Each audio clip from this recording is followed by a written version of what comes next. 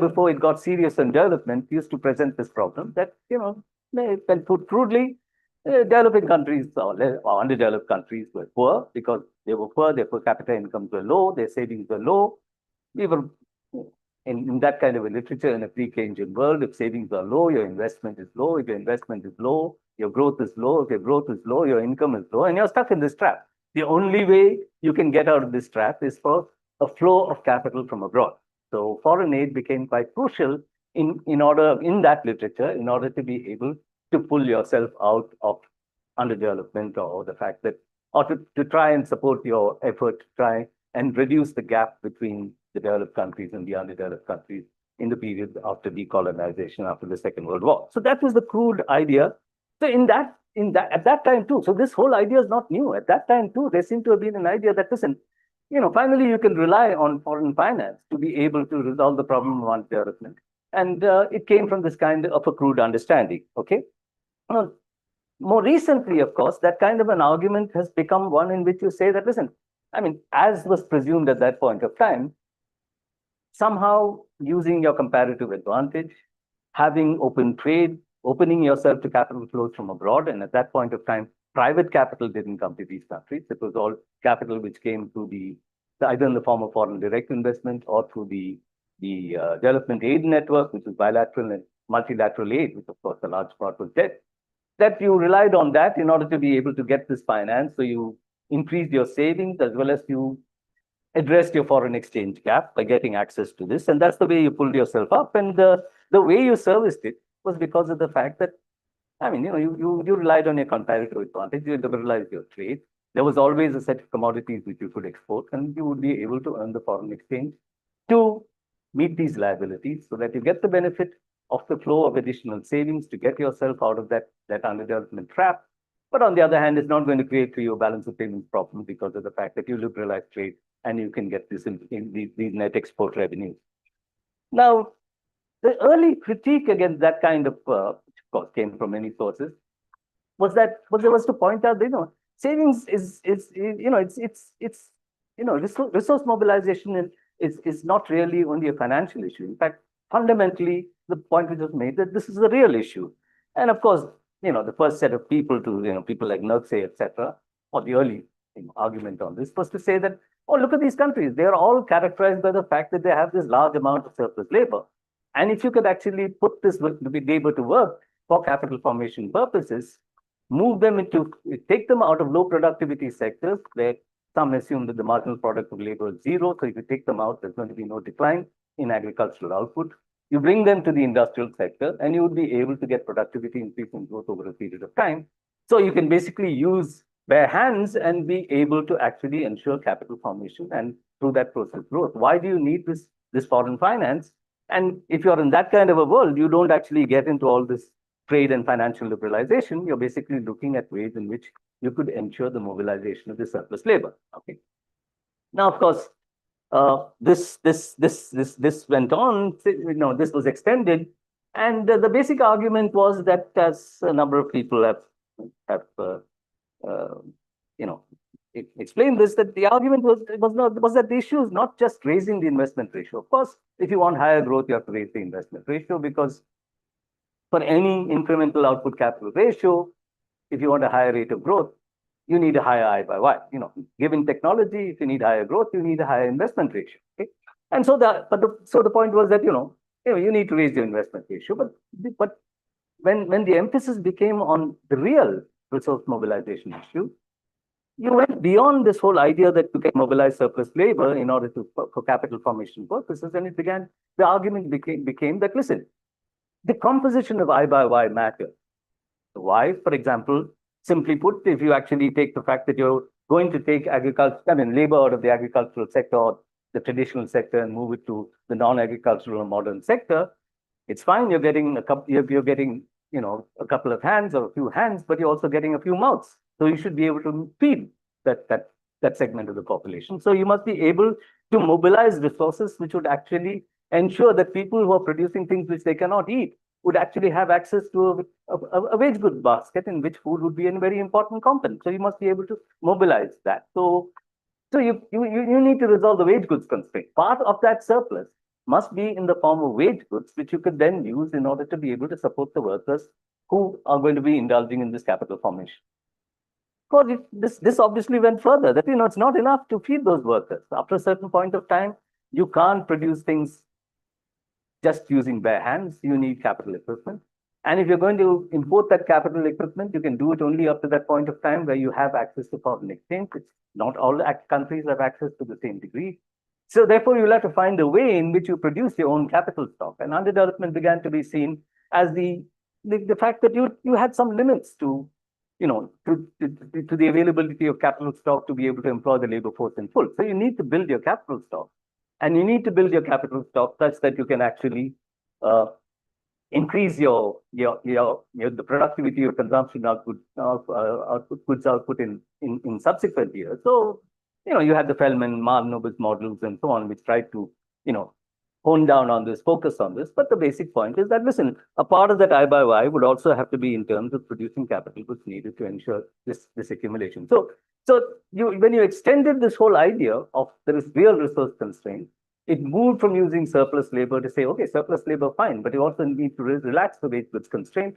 So you need to undertake investments, or you need to undertake institutional change, as Kalesky emphasized, in order to sort of unleash the energies of the peasantry, in order to be able to create the incentives to undertake investment to augment land productivity. And you need to have land reforms, you need to have maybe investment in irrigation, flood control, etc., in order to be able to relax the wage goods constraint and create the food in order to be able to utilize that surplus labor, which could be put to work on capital formation.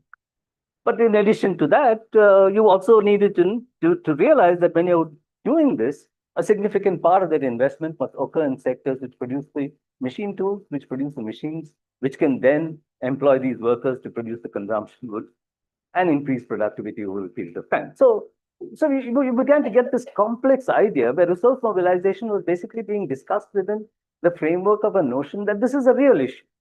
And there was less emphasis on the financial issue when you were trying to make the critique that having access to started with trying to make this critique. When if you have what you need is access to foreign aid, and if you have access to foreign aid and you use it properly, you're going to be able to pull yourself out of underdevelopment. And he said, no, the issue is far more complex than that if you really want to get out of underdevelopment. Okay, and since many of these areas are areas in which the private sector would be investment shy, in order to be able to get yourself an industrial takeoff, some of it has been infrastructure. They have huge economy-wide externalities. Their existence helps the growth of other sectors. Their absence pulls back the growth of other sectors. So you need to go into sectors where, as we see today, there are going to be investments needed in sectors which don't give you all that much profit, where investments are large, where gestation periods are long, etc. And therefore, it's not enough to think of actually, doing all of this. But when doing all of this, you must realize that there must be agents who are involved in this process who are not only looking for profit, because otherwise you wouldn't be able to get the kind of allocation of investment you need for the takeoff, for being able to get onto this catch-up trajectory which you want to get onto. Okay. So therefore, in some sense, what you had was a return, one could argue, of the financial issue through that route. Because it became basically that, okay, if I want, I have this prior plan, if you want to call it, idea of what needs to be done. And that requires some kind of a composition of output, which gives me not merely a particular I by Y, but an I by Y which has a certain composition. But if I'm going to do that, then I need to put purchasing power in the hands of entities, which will not merely decide to undertake investment, but undertake investment in keeping with this larger prior plan. And it has to be, in particular, a set of agents who are not always looking for the significant profits you can get in certain sectors. So the whole idea is you must be able to channel a part of that purchasing power into the hands of an entity like the public sector or the state, for the state to be able to undertake this investment. So possibly you could say that, okay, you needed at the financial realm, you needed to bring the financial realm into sort of correspondence with the real realm. And you needed to do it in terms of the fact that the allocation between consumption and savings is in keeping with your I by Y requirements. And your allocation of investment is in keeping with the idea of what is the appropriate composition of output in order to be able to ensure the maximum growth you want along a trajectory with whatever distributional implications you want it to have. Okay.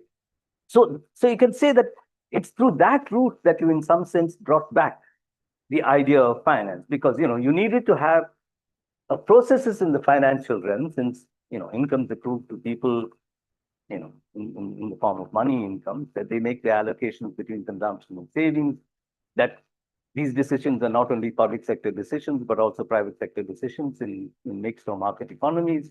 And therefore, you need to be able to push this system through whatever mechanisms you have, through mechanisms like taxation, through mechanisms like providing incentives for the allocation of investment in certain directions, through mechanisms which encourage savings as opposed to consumption, whatever it be.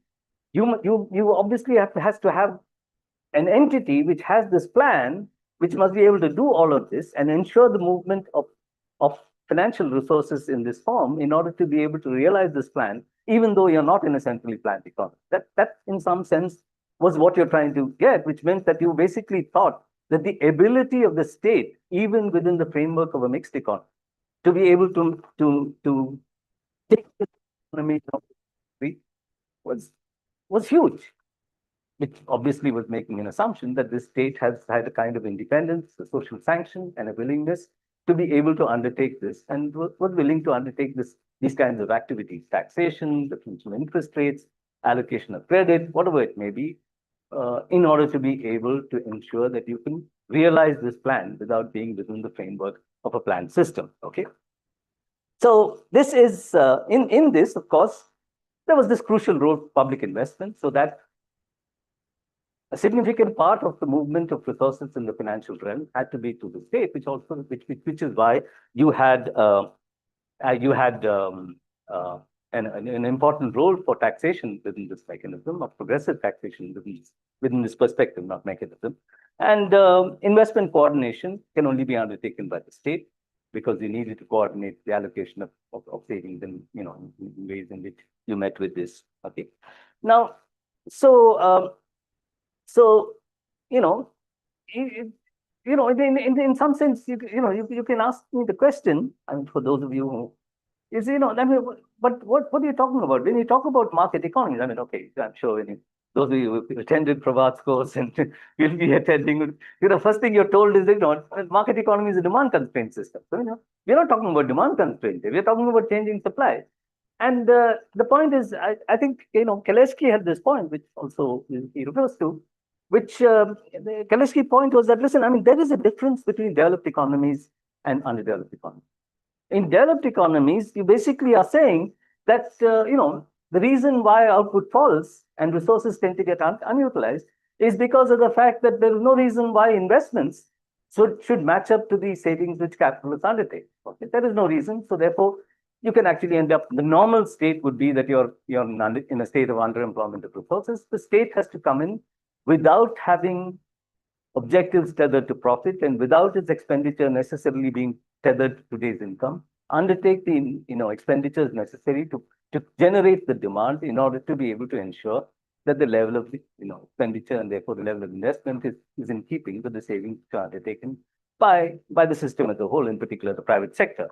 So resolving the problem within that kind of a framework within a developed capitalist economy where demand is the primary constraint was required raising the level of investment. But as Kaleski said, the role of investment in establishing a certain level of national income is not associated with the final destination of that expenditure. You can spend it all. You can, of course, in exaggerated form, you can get people to dig holes and fill them up, but you just basically want this expenditure to take place on the part of the state and the incomes to be put into the system. Okay. So whatever the direction in which the expenditure goes, it generates the same effective demand. But in a mixed underdeveloped economy, Kaleski argued, while there is a definite deficiency of demand, because there are also market economies which restrain growth, he said the more crucial problem is that even when available capacities are utilized, the capital stock will not be adequate to absorb the labor force in full. You basically have a problem where you have significant supply side constraints on the system to be able to grow. It's not just a demand constraint system. So here, the deficiency of productive capacity, he argued, rather than the anomaly of underutilization, is is an important problem. It's not just an ordinary demand constrained market economy, is what he was trying to argue. And therefore, investment, of course, needs to be stepped up to deal with that kind of a problem where demand constraint dominates, but not for the sake of generating effective demand, but for the sake of accelerating the expansion of productive capacity. So it's not that we are getting into a terrain in which you're not recognizing what was there in Marx, and then, of course, came through Keynes and Kalesky, etc. Here, Kalesky is telling us that we're dealing with a different kind of situation in which we need to be able to deal with this. And a form in which this has come up in a lot of the literature, which a lot of which came out in the 70s and 80s and so on, was basically to say that, listen, if you happen to be in a situation where there is an absence of a relationship between what is happening in the financial realm and the physical realm, because of the fact that you don't have policies adopted which relax supply constraints, then if you increase expenditures, you obviously would, even though you happen to be in a situation where there are large unutilized resources, and therefore you should have an output adjustment, not a price adjustment, because there's unutilized capacity, you actually begin to have price adjustment because of the fact that there are particular supply side constraints which assert themselves. You run up against the wage goods constraint, or you run up against the infrastructure constraint. And therefore, even when there is unutilized capacity in certain set of sectors, because of the fact that you haven't allocated your investment in ways in which you should allocate them, you end up with a situation where you can actually get a significant, inflationary bout. And the way in which this system adjusts, if you endogenize the state, is that the state then decides that you need to cut back on investment. Or prices are going up too much, inflation is too high, so you cut back on expenditures, and if you cut back on expenditures, you affect your growth adversely. So in some sense, it's not that old literature didn't recognize the importance of finance, but it brought in finance in this way of trying to find ways in which you can channelize this purchasing powers to entities and ensure within the framework of a mixed underdeveloped economy, a framework in which there would be an allocation which allows you to relax supply side constraints and therefore benefit from the advantages of increasing domestic absorption through increases in public expenditure. But if you don't do that, if you allow the supply side constraints to remain, then you will get either inflation, or if you try to resolve your inflation by importing from abroad, say you import wheat or you import raw cotton or whatever it may be, you have a balance of payments problem. So if you want to avoid, you're sort of having this tightrope walk between, let's say, an agrarian constraint on the one side and a balance of payments constraint on the other. And unless you manage it well through policies and mechanisms which bring this financial realm into correspondence with what you want in the real realm, or you're trying to achieve in the real realm, you're going to end up with a situation where you're not going to be able to sustain this trajectory of growth. Okay. Now, the point is, as compared to this way of looking at it, what we actually find is that the return of, the coming back of neoliberalism, which emphasizes the need for trade and financial liberalization, in what's considered supposedly a more sophisticated version of what was that crude understanding of why you need foreign aid in order to pull these countries out of backwardness, is that you basically say that, listen, you say that, okay, we need to basically rely on foreign capital inflow, and we need to be able to service the benefits, get the benefits of that without running into balance payment problems by actually having trade liberalization, which will get us some kind of an export-led growth, which will give us the export revenues or net export revenues needed to be able to service these liabilities associated with the flow of capital from abroad, which we see is a problem because, as I said, even with this huge amount of liquidity, what you're beginning to see is a fall in the net flows to these countries because of large repayments on account of past liabilities accumulated. Okay, so when you basically say, hey, why do you want to do that? Let's get back to trying to do something domestically, because in any case, this seems to be becoming a problem. It's creating fragility of all kinds, balance of payment difficulties, etc. The question is, okay, what you want the state to undertake expenditure? Where's the money? I mean, the whole point is, where's the money? Now, we know that, Baran in his Political Economy of Growth, for example, said that, listen, there's a difference between the actual economic surplus and the potential economic surplus. The potential economic surplus is much more than the actual. And I think in the case of India, I think he identified at the point of time when the savings rate in India was maybe 15% or less. He said something like 25%. He estimated that 25% of GDP can actually be mobilized as surplus. And you can raise, at that point of time, raise the rate of investment to 25%.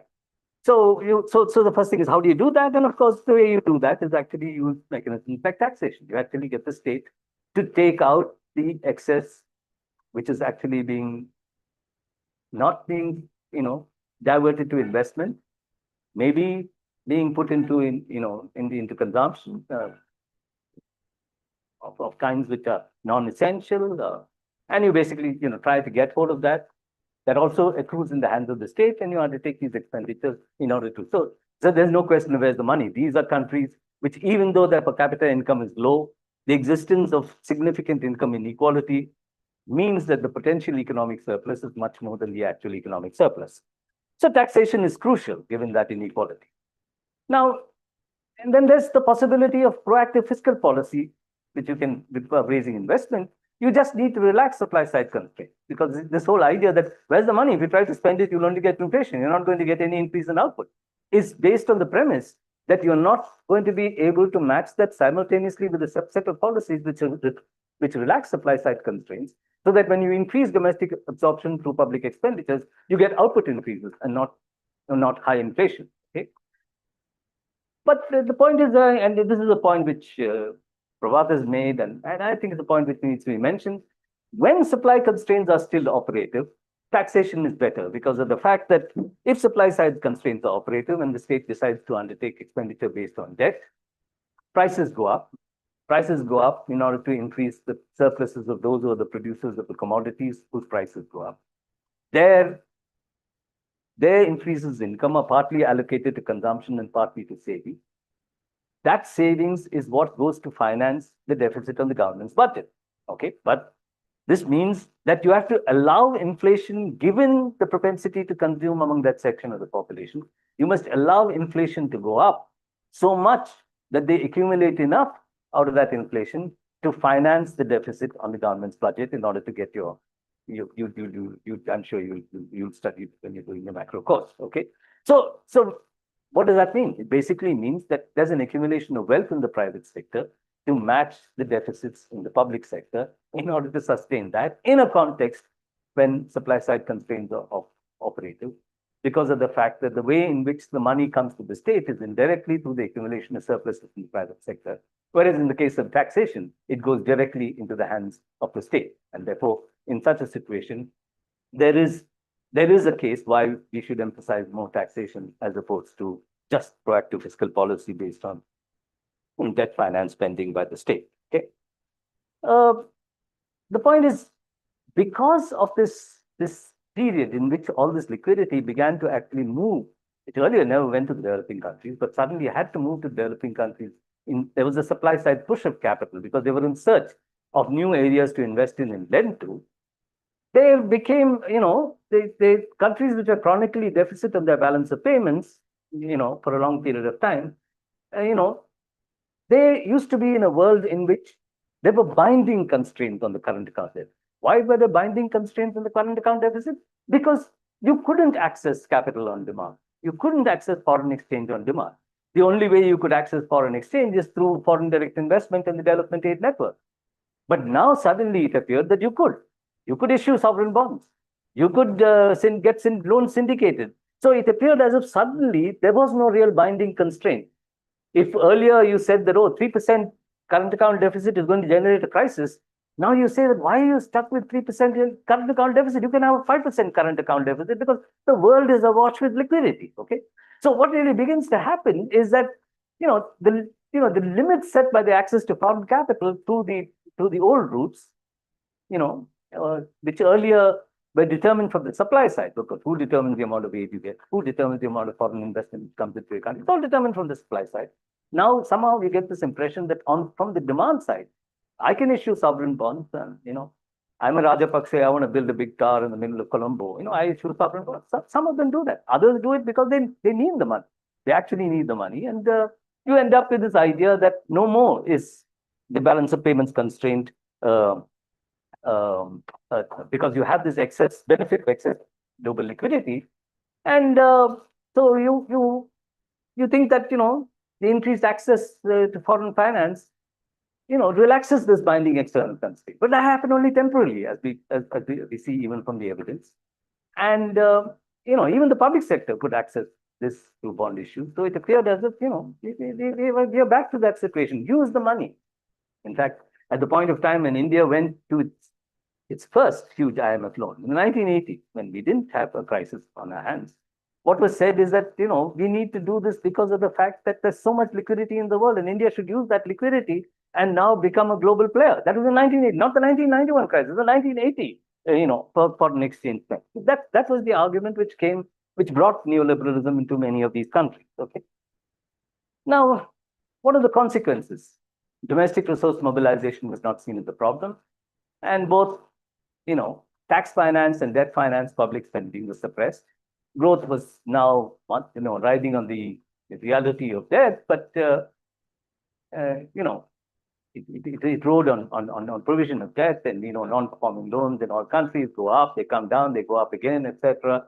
But this is all legitimized, including trade liberalization, by saying that okay, look at the second tier industrialized, look at South Korea, and of course subsequently look at China. I mean, of course, China is not a mixed economy in the sense that these economies are, but you use these examples to legitimize neoliberalism, and the result is all this increase in external vulnerability and financial fragility, the debt stress and debt crisis which we are observing, because access to foreign finance is not perennial, nor does it involve a continuous net inflow of foreign exchange, even if there is a positive gross inflow, because it depends upon the pace at which you accumulate capital in the past. Now, in addition to this, what happens when you get onto this trajectory is that there's an impact on domestic resource mobilization as well. And that impact on domestic resource mobilization is that, first is that, trade liberalization is after all not just restricted to quantity, doing away with quantitative risk. It involves significant reduction in tariffs. I mean, there's so much pressure. Keep reducing your tariff, average direct tariff, the maximum tariff. That's what America is demanding from India currently, for example, or from Vietnam, or from countries which have already slashed their tariffs are being asked to slash it to zero. That's the kind of demand which comes. And there was a time when taxes on trade were an important part of the taxes mobilized by governments. Secondly, to attract and retain foreign finance, you need sort of a degree of tax forbearance. You need a conducive tax regime. So direct taxes are reduced because you say that, listen, they're only charging 15% and we are charging 28%, and or 30%, depending on the currency. And you shouldn't be doing that because you won't get foreign. Why would foreign capital come to your country? And that's the way in which you're going to pull yourself out within this newly framed version of the role of foreign finance in pulling countries out of backwardness. Then finance capital, for multiple reasons, is against proactive fiscal policy. It, of course, is against proactive fiscal policy because of somehow this belief that, necessarily independent of the way you spend and how you spend it, whether you relax supply side constraints or not, debt finance spending is always inflationary. And if there's inflation, obviously the value of financial assets are eroded. So the prices of goods and services go up. That doesn't mean the prices of assets go up, and therefore you erode the value of financial assets. So they don't like inflation. That's the nature of finance capital. But as many people have argued, that there is a larger thing, that coming with neoliberalism is this whole philosophy that this is not the role of the state. I mean, the state should not be a proactive state. It's not the business of the state to be in business, etc. So there's this whole idea that you can't legitimize the state. What you should do is ensure that there is this move away from the state to not the market, but really to actually providing access to more and more share of surpluses to the private sector, very often to a few players within the private sector. So for that reason, generally, you can't even have a proactive fiscal policy, even if you're willing to allocate your funds in a way in which you can relax supply side constraints and get increases in output and not just inflation. And therefore, what we have is deflation becomes a norm and austerity is more common because of the fact that there is now this fear of the exit of legacy footloose capital. This capital has been coming in. There's a degree of path dependence here. that you actually have all this capital sitting out there, not all countries, but most countries. And if you do all of these things, you're suddenly going to have this capital moving out. So it's not only that you wouldn't be attracting more capital, but you'll actually have a balance of payment prices. And therefore, you shouldn't be doing this. So you basically have a situation where you you you sort of ideologically generate a regime once again, where you say that what matters is depending on foreign finance to deal with these problems, independent of the experience of this finance globally and otherwise. But the moment you start doing that, your ability to mobilize your own resources, and of course, get onto a trajectory which will allow you to pull yourself up by resolving the real resource mobilization problem, that gets undermined over a period of time. Okay? So what are the implications? And domestic resources, uh, are by no means unlimited, but space exists within the state-led and planned framework.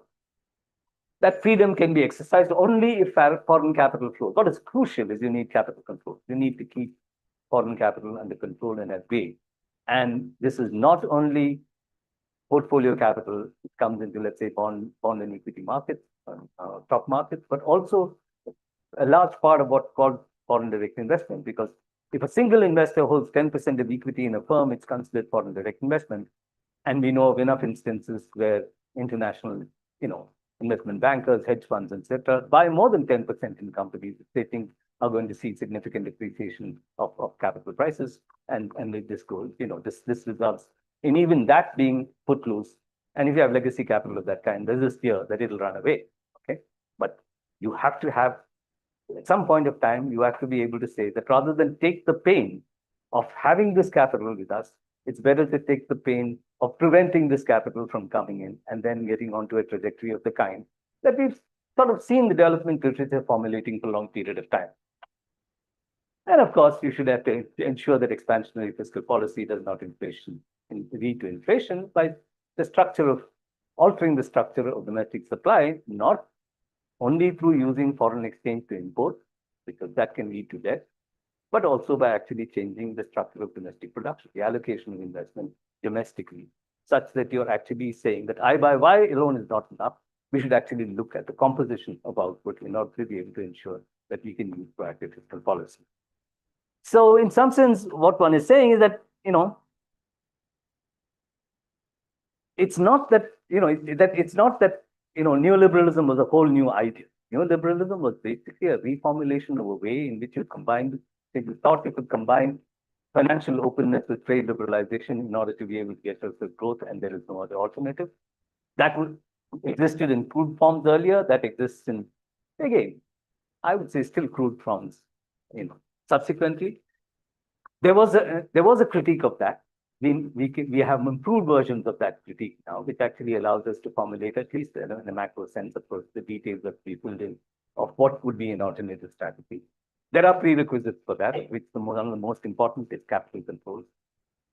But that is actually going to help us, at least as far as nations are concerned, to begin to resolve part of the problem of dealing with the challenge, the development challenge that resource mobilization implies. And maybe if after that, at a certain point of time, multilateralism, which is almost dead, actually finds new life, and you can actually get a large amount of capital coming into these countries because of the recognition of the obligations of countries which are responsible, that is, say, carbon emissions, comes in the form of grants or extremely, let's say, either interest rate concessional finance. Then you can try and begin to think of playing with foreign finance. But till then, the challenge of resource mobilization is at the moment a national challenge, and which is why, given the collapse of multilateralism, given the failure of the Annex II countries to provide the capital necessary, given the inadequate flows of capital or net capital flows, even from the multilateral bank, there is a return to talking about, the need for domestic resources to be mobilized.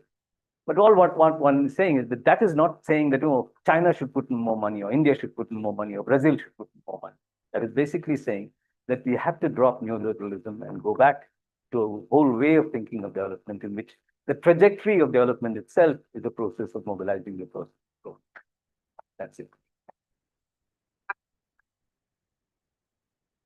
Okay, I can take some questions. I guess. Yeah, sure. Sorry, I took about 10 minutes more than I should.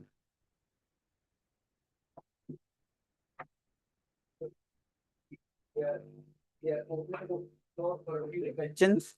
Would like to ask question, please raise your hands. Those online will be given preference if you don't mind. Yeah. So we have one hand up online. Two hands. Two. The other one is a clap. Oh, Yeah. So we'll start with Manuel. Manuel, please go ahead. Yeah. Can you hear me? Am I audible? Yes, yes.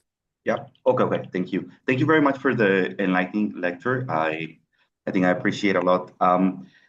So I have two questions, one clarification. So when you were mentioning the specific problems of developed and underdeveloped economies, so at the end, the problem is a foreign exchange constraint, if I understood well, that the lack of capacity to actually grow at a rapid pace, it's given by the fact that you don't have enough foreign exchange, and therefore you cannot finance your own machinery that you need to in order to improve.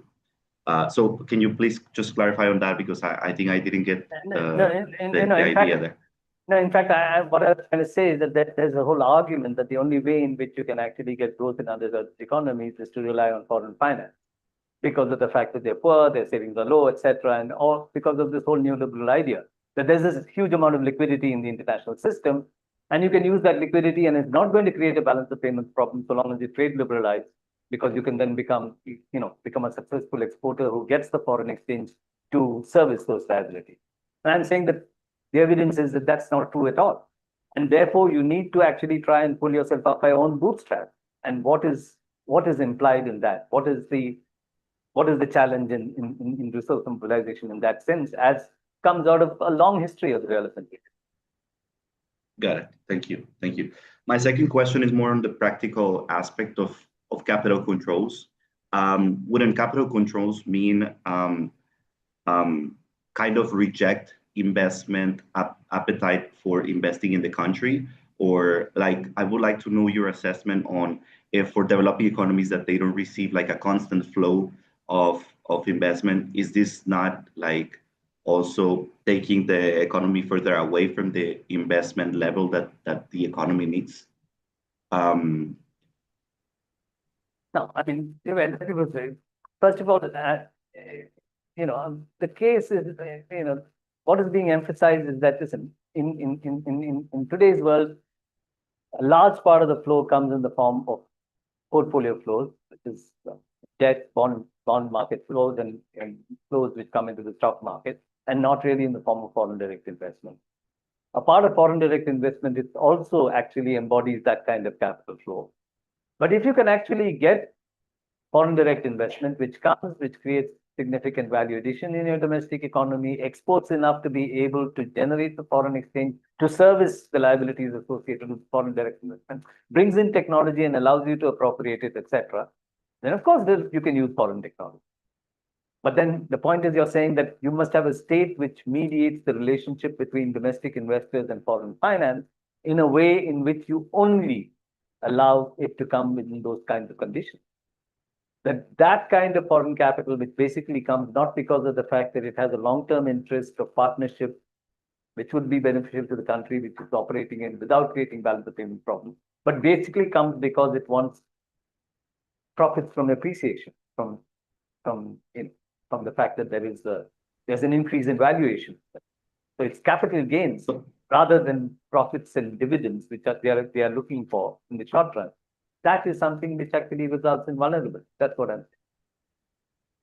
Okay, so it's basically to avoid asset inflation, right? Like it's basically to avoid the instability factor of portfolio investment. That's why capital controls are so important. Yeah, but I'm going on to say that, and if you become reliant on that, your ability to do the things you should do also gets undermined, because it affects your domestic policy space.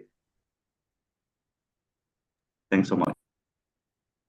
Thank you. We have 3 more hands raised online, and perhaps a couple of hands raised here. Please keep your questions short and 1 question each, please. Otherwise, we'll run out of time. So Habravesh and then Karthik and then Takudzua. Okay, Habravesh, please. Yeah. Hi, sir. Okay. So my question is, when we're trying to sort of reframe the discussion on development today, given that neoliberalism has already happened, should we really focus on the supply side constraint as much as, the classical development economists or Kaliski has focused? Because absolute labor productivity has increased everywhere, all across the world. So, to what extent can we then, place supply constraints as a cause for inflation and therefore, problems in terms of financing? But point, productivity you're saying is the output you get from, say, use of labor. What best way perhaps to look at. Yeah, But that doesn't. But you can actually have different levels of productivity, but where the total supply of the commodity or service concerned is not in keeping with the level of demand. So if that will be the case, if you actually increase domestic absorption, and that's a crucial aspect of expenditure, demand which increases, you run up against the supply side constraints. So supply side constraints can use increases in productivity, of course, but it must occur to an extent whereby the total output is in keeping with the requirements set by any increment in demand. Yeah, thanks. Karthik, please. Okay, just a question to follow up on what Manuel said. Japan went through 500 years of being closed off to the world. We have countries in the world currently today, like North Korea, which are doing things that are similar to that, and it's not working out too well. Currently, with what's going on, all these global tariff wars, it's affecting ASEAN very much as well. What is Professor Chandrasekhar's take on whether there will be more countries who will start completely closing off to the world economy, and is that a plausible outcome for the short term? Well, if the set of forces, in particular the country or the state, the state, which took the leadership in imposing this kind of strategy of openness in both, capital account openness and trade liberalization in developing countries, decides to say that, listen, the best way to go from the point of view of our own development is to turn protectionist, and closes off even for those countries which, because partly of the specific way in which they were integrated into the international system, could grow based on those markets, then it's not even an option. You're basically saying it, the leading ideologue is different, and the leading ideologue is cutting off the possible, even the limited possibilities that exist for this kind of strategy to be a success. So maybe even if the elites in these countries don't want to move in this direction, there would be, at least in some countries, pressure to actually move out of that kind of, not, to the extent possible, move out of that kind of strategy in the short run, because it's only going to create balance of payment difficulties, which will anyway, squeeze growth. Because I don't know what we have to watch, for example, a country like Vietnam, which actually is considered one of the, leave China or this, but Vietnam, it's still considered a success, and a success with a huge success on the basis of its rapid expansion of trade to GDP and exports to GDP in particular. And that exports, a large part of it went to US markets, of course, partly being a manufacturing hub, with the Chinese, Singaporean, Korean capital going there, setting up in order to export to the US. So the US is saying 20% on you and 40% on all of those exports you make, based on somebody else. What they call transshipment, which has yet to be defined, would basically mean that if the value addition in your country is small, because of the fact that these other countries are coming and setting up on the basis of imports of capital and intermediates, then you pay 40%. So if it gets cut off like that, there has to be a transition. There has to be a second transition. If Doi Moi was one transition, perhaps there's going to be a second transition. We have to wait and watch. We don't even know what Trump finally is going to do, because he's such a man.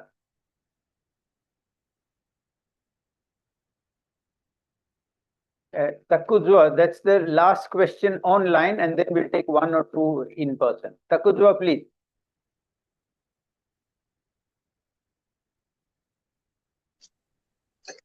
Thank you very much. Thank you, Professor, for discussing the effects of neoliberalism in a nutshell.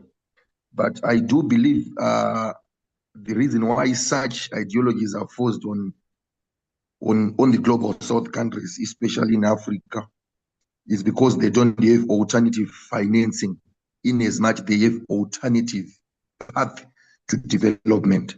So what's your take, and are there any alternative financing models you can at least highlight? Thank you very much.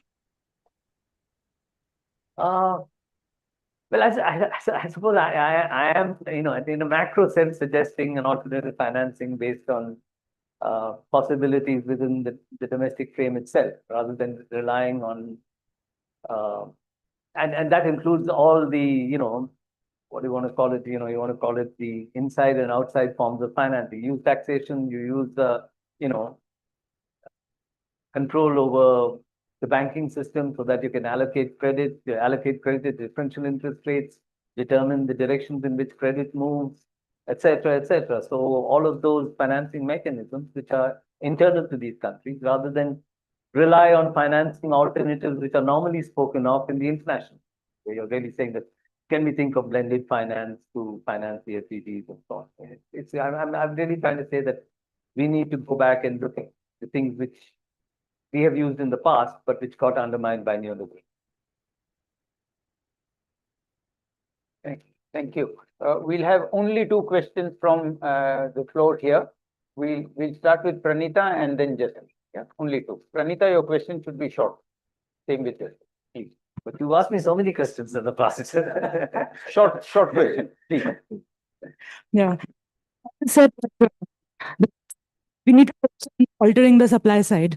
And of course, one of the most important parts of that is increasing productive capacity and the various. So I wanted your opinion on the following.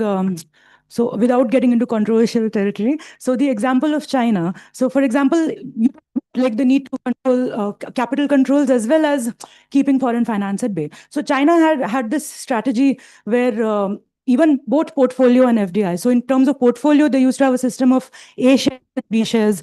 The foreign people have B shares and domestic or something like that. And in FDI, they have things like you had to have mandatory technology transfer whenever somebody is coming. And also there were limits on how much money you can send back. And it was, I mean, these were things.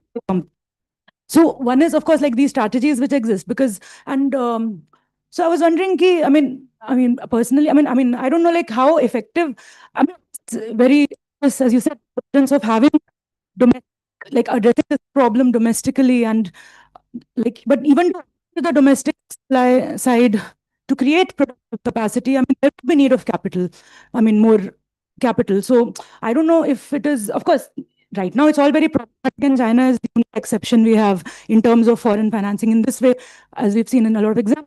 But how possible is it really possible to do that without any help from foreign capital flows? And can we think of more strategies like China's, both in terms of controlling capital as well as keeping foreign finance at bay?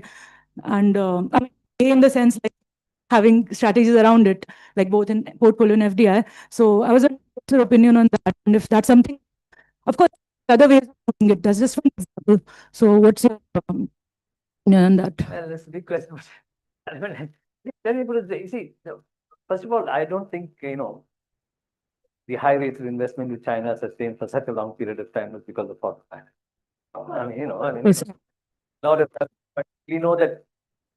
We know that that kind of infrastructure investment is not undertaken by foreign capital. It was not financed by borrowing from abroad. It was financed by domestic borrowing against land held by provincial governments, the local government financing vehicles, etc. That control over banking. So, so that's one thing. Second is, China is a complex case because it is a case where the state played a very important and a very different role from the kind of so-called developmental state in South Korea and so on.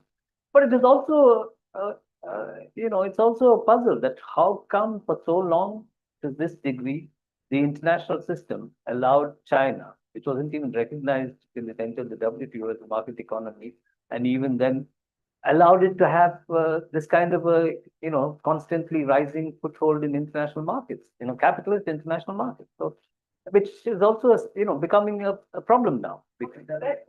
Yeah, because I mean, so obviously there was ever since the Nixon visit, there was something which happened in the international system which allowed for this to happen. But this is also a weakness. So there are strengths because of the role the state plays, but it's also a weakness that that you can use international markets so much with so-called rebalancing, etc., is trying to correct. Finally, the problem with China is, it depends upon which aspect of China you look at and, which period you look at.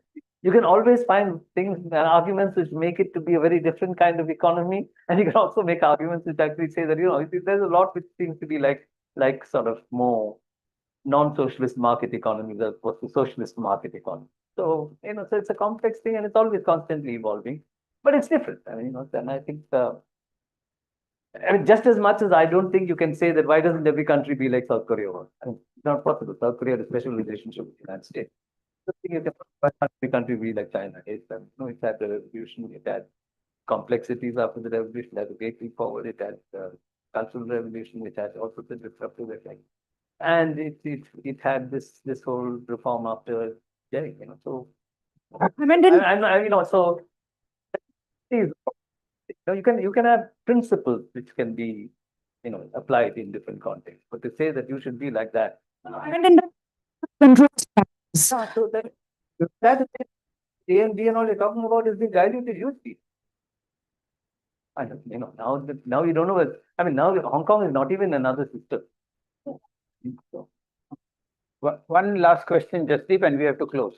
Short question, please. More of a confusion than a question, which is that in between your lecture, you had said that there was the Mahalanobis model earlier in our country, which aimed to sort of increase productive capacity, but then it ran into the product of consumption demand and all of that stuff.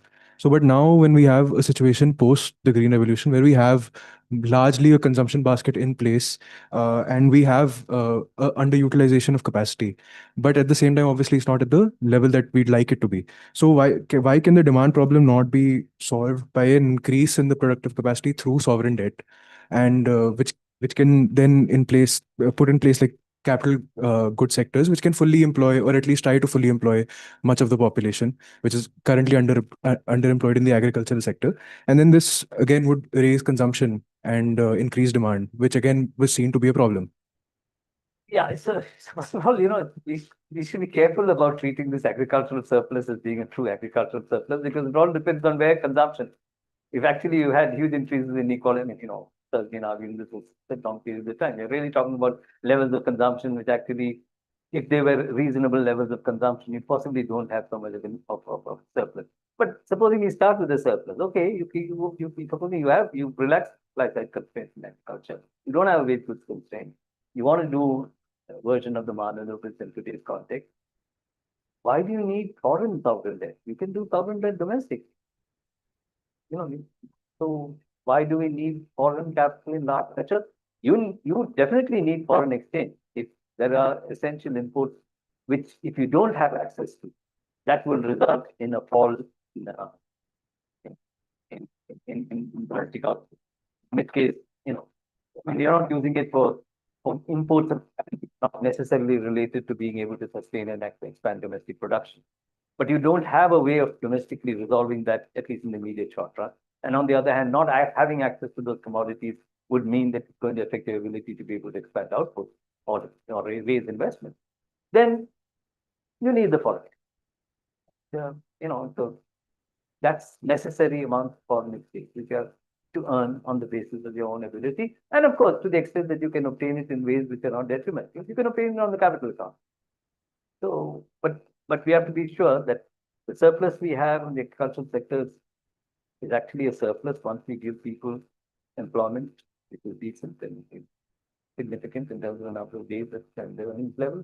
And once we realize that, okay, that in this case we still have a surplus and we're going to undertake these expenditures, we undertake those expenditures But we don't need to rely on foreign exchange, excepting, as I said, if there are a set of commodities, they're going to be difficult to generate in the short term. The absence of which is going to restrain you. It means you must either have the export revenue, I mean, net export revenues.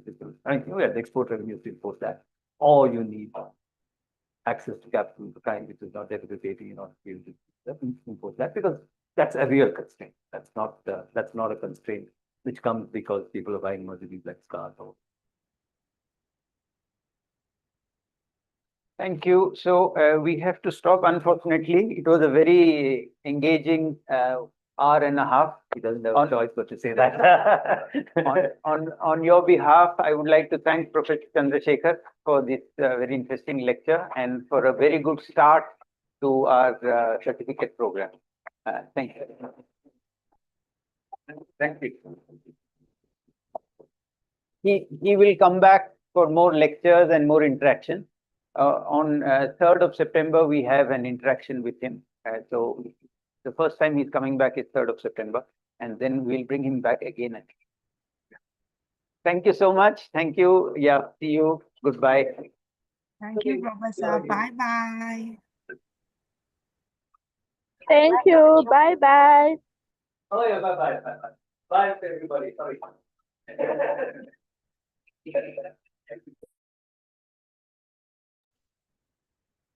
Thank you, everyone. Bye.